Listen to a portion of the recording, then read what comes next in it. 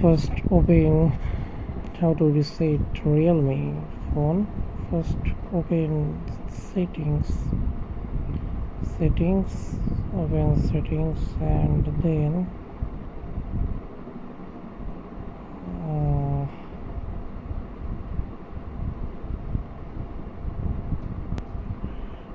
then go to system apps, system reset options.